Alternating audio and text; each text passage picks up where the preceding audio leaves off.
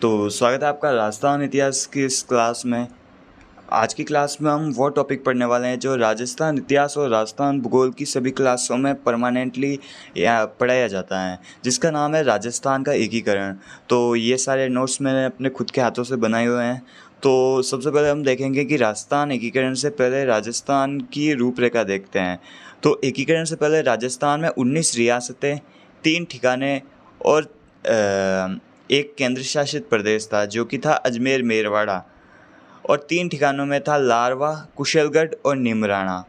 और राजस्थान के एकीकरण में 8 वर्ष 7 माह और 14 दिन का समय लगा और राजस्थान का एकीकरण 7 चरणों में कंप्लीट हुआ।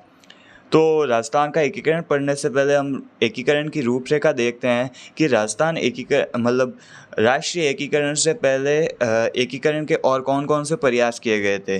तो अंग्रेजों द्वारा किए गए प्रयास में सबसे पहले आता है 1939 में लॉर्ड लिथगो ने सर्वप्रथम एकीकरण का प्रयास किया था। उसके बाद क्रिप्स मिशन जो कि 1942 में आया, और 1946 में कैबिनेट मिशन ने भारतीय एकीकरण या फिर भारतीय संघ बनाने का कुछ प्रयास किए।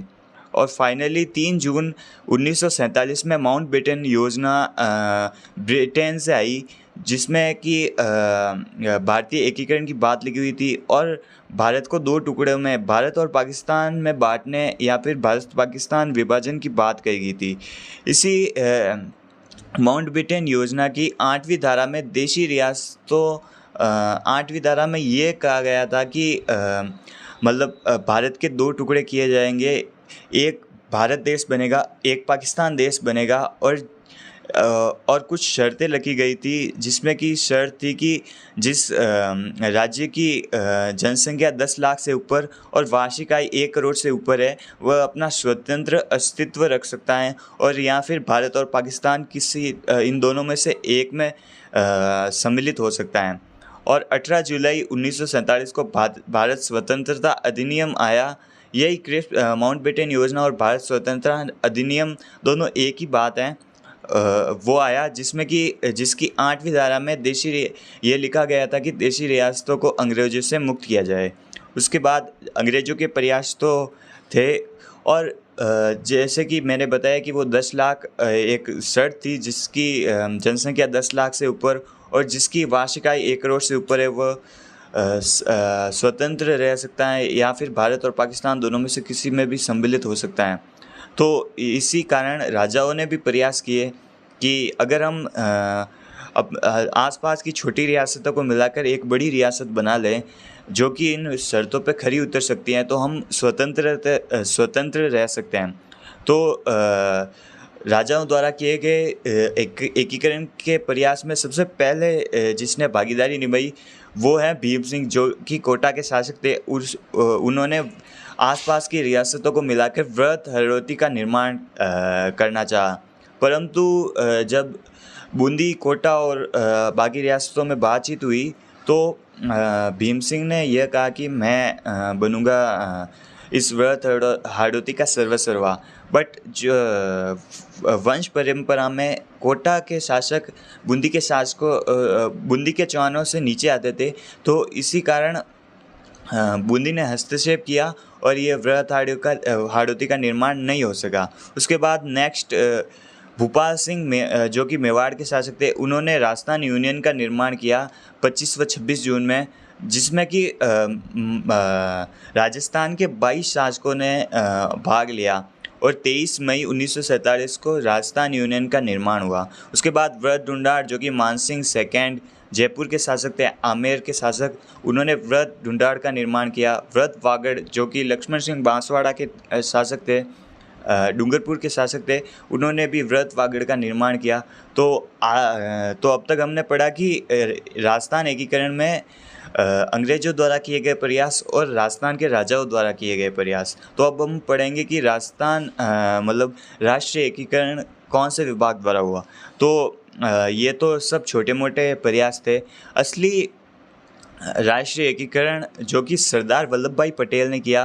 तो सबसे पहले सरदार वल्लभ भाई पटेल द्वारा रियासती विभाग का निर्माण 5 जुलाई 1947 ईस्वी को किया गया, जिसमें कि 2 सदस्य थे, सरदार वल्लभ भाई पटेल जो कि इस विभाग के अध्यक्ष थे, और वीपी मेनन साहब जो कि इस विभाग के सचिव थे।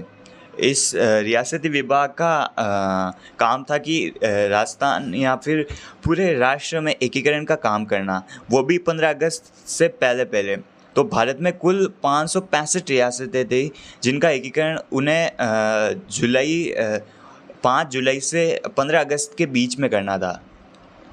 तो अब हम देखेंगे राजस्थान में सबसे पहले विलय पत्र पर साइन शार्दुल सिंह जो कि बीकानेर के शासक थे, उन्होंने 7 अगस्त को सबसे पहले विलय पत्र पर सिग्नेचर किए, और सबसे अंत में सिग्नेचर धौलपुर के शासक उदयभान सिंह ने किए। ये उदयभान सिंह धौलपुर के शासक थे, और ये भोपाल के नवाब के चक्कर में आए हुए थे। भोपाल के नवाब और उदयभान सिंह दोनों के बीच में फ्रेंडशिप थी, और उन्होंने भोपाल के नवाब ने कहा कि हम पाकिस्तान में मिल जाएंगे या फिर अपना स्वतंत्र अस्तित्व रखेंगे। तो इनके चक्कर में इन्होंने सबसे लास्ट में विलय पत्र पर साइन किए, और इन्होंने थोड़ी आनाकानी की, परंतु सरदार वल्लभ भाई पटेल ने इन्हें मना लिया। और इसमें एक और स्टेटमेंट भी मोस्ट है। चंद्रवीर सिंह जो कि बांसवाड़ा के शासक थे, उन्होंने विलय पत्र पर साइन करने से पहले ये स्टेटमेंट दी कि मैं अपने डेथ वारंट पर साइन कर रहा हूँ, मतलब मैं अपने मृत्यु प्रमाण पत्र पर सिग्नेचर कर रहा हूँ। मतलब जैसे कि राजाओं से अपना राज छीन लोगे तो फिर वो मरे बराबर ही है। तो इसलिए इन्होंने ये स्टेटमेंट दी कि मैं अपने डेथ वारंट पर साइन कर रहा हूँ।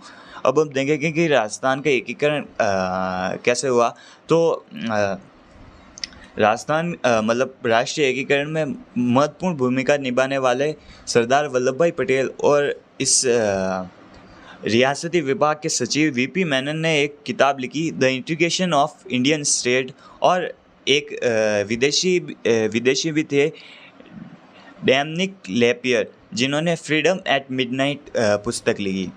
और अब राजस्थान के एकीकरण में कुल समय 8 वर्ष 7 माह और 14 दिन का लगा, और कुल 7 चरणों में ये पूरा हुआ, जिसमें से मोस्ट ये सब कंपटीशन एग्ज़ाम में आता है कि सिरोही का विलय 2 चरणों में हुआ, एक तो छठा चरण और एक 7वां चरण। छठा चरण 26 जनवरी 1950, जिसमें कि सिरोही का विलय तो हो गया, पर आबू और देलवाड़ा सिरोही में सम्मिलित नहीं हुए, और आबू और देलवाड़ा को 1 नवंबर 1956 7वें चरण के टाइम सिरोही में सम्मिलित किया गया। उसके बाद हम देखते हैं कि एकीकरण के समय सबसे प्राचीन रियासत कौन सी थी। तो एकीकरण के समय सबसे प्राचीन रियासत थी उदयपुर, और सबसे नवीन रियासत थी झालावाड़, जो कि 1938 में कोटा से अलग करके बनाई गई, और सबसे बड़ी रियासत थी जोधपुर, और सबसे छोटी रियासत थी शाहपुरा जो कि भीलवाड़ा में है। अब तो खैर वो ये अलग ज़िला बन चुका है शाहपुरा, पर ये भीलवाड़ा में था। ये मतलब 50 ज़िले बनने से पहले ये भीलवाड़ा में था। अब देखेंगे कि एकीकरण से पहले पाकिस्तान में मिलने की इच्छा किन किन ने जाहिर की। तो ये जोधपुर के शासक हनुवंत सिंह और धौलपुर के शासक उदयभान सिंह, इन दोनों ने भोपाल के नवाब के चक्कर में आके पाकिस्तान में मिलने की इच्छा जाहिर की, परंतु सरदार वल्लभ भाई पटेल ने इन्हें समझा बुझाकर भारत में शामिल कर लिया, या फिर राजस्थान में शामिल कर लिया। अब हम देखें मतलब हमने पहले देखा कि जो भारत स्वतंत्रता अधिनियम आया 1947 में, उसमें एक शर्त रखी गई थी कि जिस राज्य की वार्षिक आय 1 करोड़ से ऊपर और जिस राज्य की जनसंख्या 10 लाख से ऊपर है, उन्हें स्वतंत्र रहने की या फिर भारत पाकिस्तान में मिलने की इच्छा है। तो इन राज्यों को जीव राज्य कहा जाता था, और राजस्थान में ऐसे 4 रियासतें थी जो कि इन शर्तों पर खरी उतर रही थी। एक जयपुर, एक जोधपुर, एक बीकानेर और एक उदयपुर। तो ये 4 जीव राज्य थे जो कि राजस्थान में जिनकी जनसंख्या 10 लाख से ऊपर थी और जिनकी वार्षिक आय 1 करोड़ से ऊपर थी। अब हम देखेंगे कि राजस्थान के चरण मतलब एकीकरण के चरण। तो एकीकरण जैसा कि आपको विदित है कि 8 वर्ष 7 माह और 14 दिन में एकीकरण पूर्ण हुआ और एकीकरण 7 चरणों में पूर्ण हुआ। तो इसमें से प्रथम चरण जो कि जिसको मत्स्य संघ कहा जाता है और इस मत्स्य संघ की नामकरण के.एम. मुंशी द्वारा किया गया और प्रथम चरण की डेट है 18 मार्च 1948। ये कहीं कहीं पे 17 मार्च भी दिया गया है, तो वॉटएवर आप समझ लेना। मतलब एनसीईआरटी में 17 मार्च दिया गया है और मोस्टली सब पढ़ाते हैं 18 मार्च।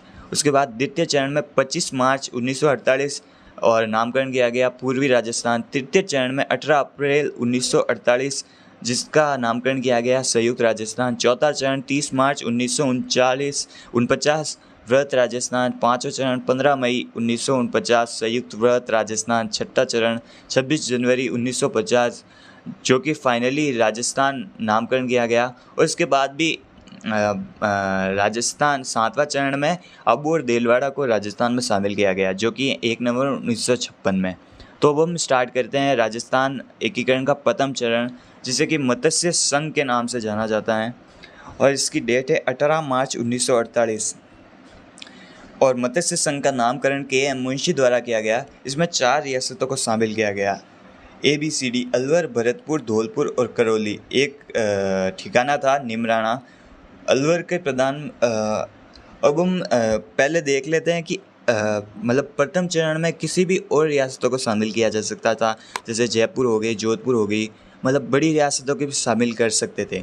पर ऐसी क्या ज़रूरत पड़ेगी कि इन 4 रियासतों को ही शामिल करना पड़ा। तो सबसे पहले अलवर के जो शासक थे तेजपाल सिंह, उनका एक प्रधानमंत्री था VM खरे जो कि नाथूराम गोडसे जिन्होंने गांधी जी की हत्या की उनका मित्र था। तो ये गांधी हत्याकांड में मतलब दोषी पाया गया या फिर इस पर शक था, तो इसी कारण अलवर में मतलब अशांति बनी हुई थी। तो इस कारण अलवर को मतलब पहले राजस्थान में शामिल करना ज़रूरी था। तो अलवर को और भरतपुर में दंगे चल रहे थे, तो इसी कारण भरतपुर को भी राजस्थान में शामिल करना ज़रूरी हो गया था। और ये आसपास की रियासत धौलपुर और करौली भी थी। धौलपुर करौली भी थी, तो इनको भी साथ में शामिल कर लिया गया। तो प्रथम चरण मत्स्य संघ का उद्घाटन NV गॉडगिल द्वारा किया गया भरतपुर के लोहागढ़ किले में। और इस चरण के प्रधानमंत्री थे मत्स्य संघ के प्रधानमंत्री थे शोभाराम कुमावत। राज प्रमुख थे उदयभान सिंह जो कि धौलपुर के शासक थे। उपराज प्रमुख गणेश पाल वासुदेव जो कि करौली में थे वो थे। और राजधानी इस चरण की राजधानी अलवर को बनाया गया। अब हम देखेंगे कि सेकंड चरण द्वितीय चरण जिसे पूर्वी राजस्थान के नाम से जाना जाता है, ये 25 मार्च 1948 को इसका उद्घाटन हुआ। इसमें कुल 9 रियासतें शामिल की गई। डूंगरपुर, बांसवाड़ा, प्रतापगढ़ जो कि वागड़ प्रदेश कहलाता है, उसके साथ ही कुशलगढ़ तहसील मतलब कुशलगढ़ ठिकाना भी जो कि बांसवाड़ा में था वो भी साथ साथ शामिल किया गया। उसके बाद टोंक, शाहपुरा, किशनगढ़, ये हाड़ौती प्रदेश ये भी द्वितीय चरण में शामिल किए गए। और कोटा, बूंदी, झालावाड़ जो कि हाड़ौती प्रदेश कहलाता है ये भी साथ में ही शामिल कर लिया गया। इस चरण की राजधानी कोटा थी और उद्घाटन इसका भी NV गॉडगिल ने किया था। इसका उद्घाटन कोटा दुर्ग में किया गया। इसके प्रधानमंत्री गोकुललाल असावा थे और राज प्रमुख भीम सिंह कोटा को बनाया गया। अब पिछले चरण में जिसको राज प्रमुख बनाया गया वो भी कहेगा कि मुझे भी राज प्रमुख बनाए जाए। तो राज प्रमुख से हटके एक उपराज प्रमुख का भी मतलब बाकी रियासतों को खुश करने के लिए उपराज प्रमुख का भी पद दिया गया, जिसमें कि वरिष्ठ उपराज प्रमुख बहादुर सिंह को बनाया गया और कनिष्ठ राज प्रमुख लक्ष्मण सिंह डूंगरपुर को बनाया गया। उसके बाद हम देखेंगे कि तृतीय चरण देखेंगे जिसका नाम है संयुक्त राजस्थान। 18 अप्रैल 1948 में इस चरण में द्वितीय चरणों की जो रियासत थी 9 रियासतें प्लस एक उदयपुर को भी सम्मिलित किया गया। परंतु उदयपुर के जो शासक थे महाराणा भूपाल सिंह, उन्होंने कुछ शर्तें रखी। मतलब 20 लाख का वार्षिक पेंशन और उदयपुर को राजधानी बनाया जाए और मुझे भूपाल सिंह ने कहा मुझे राज प्रमुख बनाया जाए। तो इस चरण के उद्घाटनकर्ता थे जवाहरलाल नेहरू, प्रधानमंत्री माणिक्यलाल वर्मा और राज प्रमुख महाराणा भूपाल सिंह को बनाया गया और उपराज प्रमुख का पद भीम सिंह को दिया गया। उस और कनिष्ठ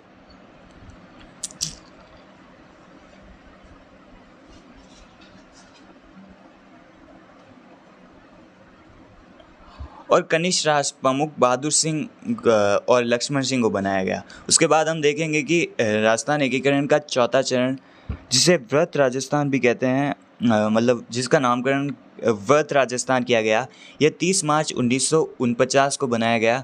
तृतीय चरणों में 10 रियासतें पहले वाली, मतलब 9 रियासतें द्वितीय चरण वाली और 1 रियासत तृतीय चरण वाली, ये दोनों चरणों को मिला के 10 रियासतें हो गई और 4 रियासतें और बनाई गई। मतलब राजस्थान की सबसे बड़ी जो 4 रियासतें थी, जयपुर, जोधपुर, बीकानेर और जैसलमेर, इनको भी इस चरण में चौथे चरण में शामिल किया गया। तो अब 14 रियासतें राजस्थान में शामिल हो चुकी हैं।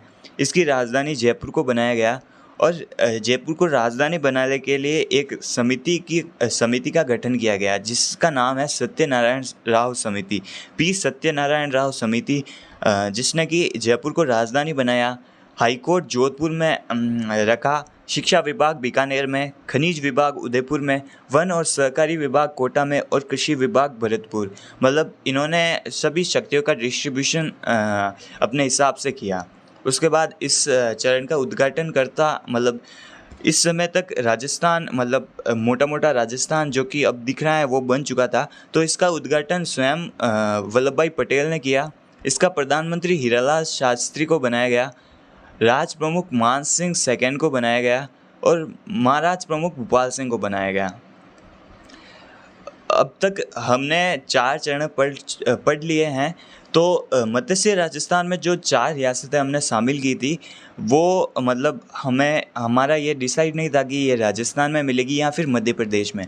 तो इन 4 रियासतों को तो अलग ही रखा गया और अब तक हमारे पास 14 रियासतें और 4 रियासतें, ये मिलके 18 रियासतों का एकीकरण तो हो चुका था। तो 5वें चरण में इन 4 रियासतें मत्स्य संघ वाली और 14 रियासतें व्रत राजस्थान वाली, इन सभी रियासतों का एकीकरण किया गया और इस 5वें चरण का नाम संयुक्त व्रत राजस्थान रखा गया, जो कि जिसका उद्घाटन 15 मई 1949 को किया गया। इसमें मतलब धौलपुर में ऐसा था कि धौलपुर का सारा कल्चर मध्य प्रदेश से मिलता जुलता था। तो वहाँ पर एक जनमत संग्रह करवाया गया, मतलब एक चुनाव करवाया गया कि आप राजस्थान में मिलोगे या फिर मध्य प्रदेश में। तो जनमत संग्रह में राजस्थान की तरफ वोट ज़्यादा है, तो धौलपुर को राजस्थान में सम्मिलित करवाया गया और इस जनमत संग्रह के लिए एक समिति बनाई गई, जिसका नाम था शंकर राव देव समिति। इस समिति के 3 सदस्य थे, एक तो खुद शंकर राव देव और उसके बाद 2 सदस्य आर के सिद्धावा और एक प्रभु दयाल। ये 3 सदस्य शंकर राव देव समिति में थे। उसके बाद हम देखेंगे कि राजस्थान एकीकरण का छठा चरण, राजस्थान एकीकरण के छठा चरण में सिरोही को राजस्थान में सम्मिलित कराया गया और अब जाके पूर्ण राजस्थान बन चुका था।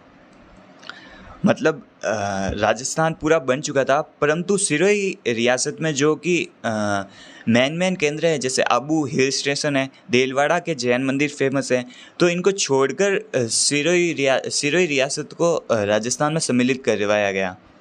परंतु आबू और देलवाड़ा को गुजरात राज्य में सम्मिलित करवाया गया। गुजरात तब तक कोई राज्य नहीं था, उससे पहले गुजरात भी बॉम्बे प्रांत में आता था। तो आबू देलवाड़ा को बॉम्बे प्रांत में शामिल करवा दिया गया और हातमा गांव, जो कि गोकुल भाई भट्ट का गांव है, जिसे कि हम राजस्थान का गांधी कहते हैं, उनको भी उनका गांव भी बॉम्बे प्रांत में चला गया। तो इस कारण आंदोलन हुए और इस आंदोलन से बचने के लिए मतलब क्या सही है कि अबू देलवाड़ा को वापस राजस्थान में सम्मिलित करवाया जाए या नहीं, इसके लिए एक आयोग बनाया गया, राज्य पुनर्गठन आयोग, जो कि 1993 में आया। इसके 3 सदस्य थे। इसका अध्यक्ष था फजल अली, एक सदस्य था KM पणिकर और एक सदस्य था KN कुंजरू। इन्होंने अपनी रिपोर्ट 1996 में 1956 में अपनी रिपोर्ट तैयार की और इनकी रिपोर्ट के बाद राजस्थान एकीकरण का 7वां चरण आया 1 नवंबर 1956 को, जिसमें कि अबू देलवाड़ा को सिरोही में शामिल किया गया। सुनील टप्पा जो कि MP में था, उसे झालावाड़ में शामिल किया गया और कोटा का एक क्षेत्र सिरोंज MP में मिला दिया गया। तो जो अब हम राजस्थान का वर्तमान स्वरूप, भौगोलिक स्वरूप देख रहे हैं, वो राजस्थान का भौगोलिक स्वरूप अपने वर्तमान अवस्था में 1 नवंबर 1956 को आया। तो आज के लिए हमने राजस्थान का एकीकरण कंप्लीट पढ़ा। इससे बाहर राजस्थान के एकीकरण में इससे ज़्यादा कुछ नहीं है। आप कोई भी कंपटीशन एग्ज़ाम में जो भी सवाल आएंगे, इसी राजस्थान एकीकरण के इन्हीं नोट्स में से आएंगे। तो नेक्स्ट क्लास में हम कुछ और राजस्थान इतिहास के संदर्भ में पढ़ेंगे। तब तक के लिए बाय।